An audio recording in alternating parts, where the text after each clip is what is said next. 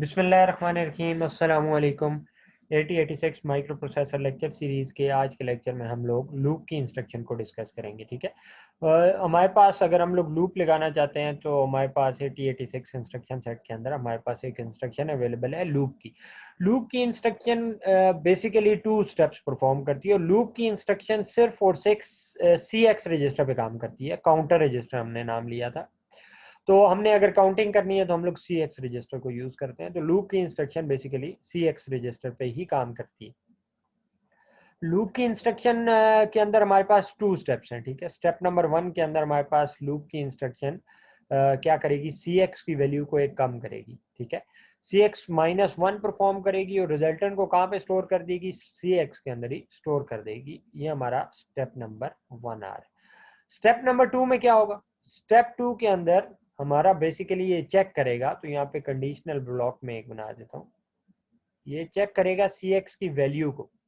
अगर सी एक्स की वैल्यू 0 के इक्वल है तो क्या करेगा, ये लूप की बॉडी में से बाहर चला जाएगा। ठीक है, अगर सी एक्स की वैल्यू 0 के इक्वल है।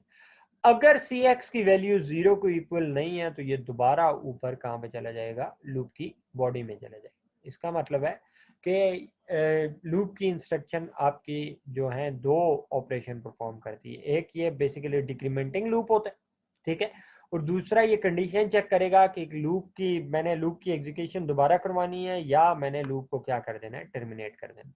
तो इसके लिए मैं एक सिंपल सा कोड बना लेता हूँ। मैं कहता हूँ कि हम लोग 3 टाइम्स लूप चला लेते हैं। ठीक है, और हम लोग कहते हैं कि जितनी दफ़ा लूप चले वो वैल्यू हमें ए एक्स रजिस्टर के अंदर शो हो रही। तो मैं सबसे पहले क्या कर देता हूँ, मूव कर देता हूँ ए एक्स के अंदर 0 मूव कर देता हूँ।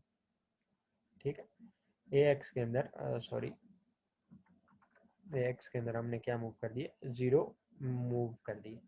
उसके बाद हमने 3 टाइम्स लूप चलाना है। जितनी दफ़ा लूप की एग्जीक्यूशन करनी है वो मैं कहाँ पे रख देता हूँ, मैं यहाँ पे सी एक्स रजिस्टर के अंदर वो वैल्यू मूव कर दूंगा। तो यहाँ पे मैं क्या मूव कर देता हूँ, 0 3h मूव कर दी।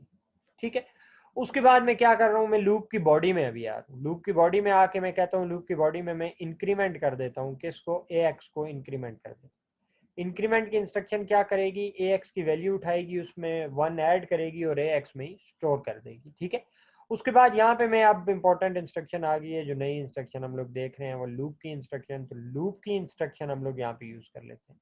ठीक है, लूप और उसके साथ में क्या कर देता हूँ, अपना लेबल लगा देता हूँ।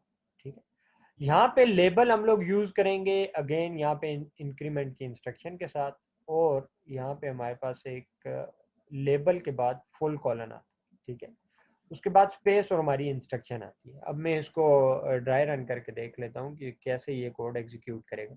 फर्स्ट इंस्ट्रक्शन एग्जीक्यूट होगी तो ए एक्स के अंदर हमारा 0 मूव हो जाएगा। ठीक है, सेकेंड इंस्ट्रक्शन एग्जीक्यूट होगी तो सी एक्स के अंदर 3 हमारा मूव हो जाएगा। अब हम लोग लूप में आ चुके हैं। अभी देखें, अभी तक लूप एक दफा भी नहीं चला तो सी ए एक्स की वैल्यू क्या है, 0 है। फर्स्ट टाइम लूप की बॉडी में आ रहा है तो इंक्रीमेंट ए एक्स की वैल्यू को एक इंक्रीमेंट करेगा। क्या आ रहा है हमारे पास, 1 आ रहा है। ठीक है, नेक्स्ट स्टेप पे है, लूप अगेन। लूप की इंस्ट्रक्शन क्या करेगी, पहला स्टेप में सी एक्स की वैल्यू को एक कम करेगी। क्या आ गई, वैल्यू कम की तो 2 आ गई। क्या 1 आया, नहीं, ये 1 नहीं आया। दोबारा हम लोग इसको ऊपर अगेन लेवल पे चले जाते हैं, दोबारा ऊपर जाते हैं लूप के ऊपर। और तो लूप की इंस्ट्रक्शन के अंदर हमने क्या किया हुआ है, इंक्रीमेंट ए एक्स लिखा हुआ। तो यहाँ पे इसको इंक्रीमेंट किया हम लोगों ने, 2 आ गया हमारे पास ए एक्स की वैल्यू के। लूप सेकंड टाइम एग्जीक्यूट हो रहा है। लूप की इंस्ट्रक्शन पे आए, लूप की इंस्ट्रक्शन ने सी एक्स की वैल्यू को कम किया। क्या आंसर है हमारे पास, 1 आया। चेक करेगा क्या ये 0 है, कहेगा नहीं जी ये तो 0 नहीं है, तो हमारे पास 1 है। अगर 1 है, नॉन जीरो वैल्यू है, तो हम लोग किधर जंप कर जाएंगे, अगेन पे जंप कर जाएंगे, दोबारा इंक्रीमेंट करेंगे। ये देखें लूप थर्ड टाइम एग्जीक्यूट हो रहा है। तो थर्ड टाइम ए एक्स की वैल्यू 3 आ गई। इसका मतलब अब हमें लूप की बॉडी से बाहर आना चाहिए। नेक्स्ट स्टेप में आए लूप की इंस्ट्रक्शन पे। लूप की इंस्ट्रक्शन क्या करेगी, सी एक्स की वैल्यू को एक कम करेगी। चेक करेगी क्या वो 0 है। अगर वो 0 है तो वो लेबल दोबारा अगेन पे नहीं जाएगी बल्कि नेक्स्ट इंस्ट्रक्शन पे आ जाएगी। नेक्स्ट इंस्ट्रक्शन यहाँ पे हम लोग हॉल्ट की इंस्ट्रक्शन यूज कर लेते हैं। ठीक है, इससे हमारा कोड यहाँ पे स्टॉप हो जाएगी। होपफुली आप लोगों के लिए इसके अंदर कोई इशू नहीं होगा। अगर फिर भी आपको कोई प्रॉब्लम है तो कमेंट सेक्शन में मेंशन कीजिएगा। अपना बहुत सारा ख्याल रखिएगा। अल्लाह हाफ़िज़।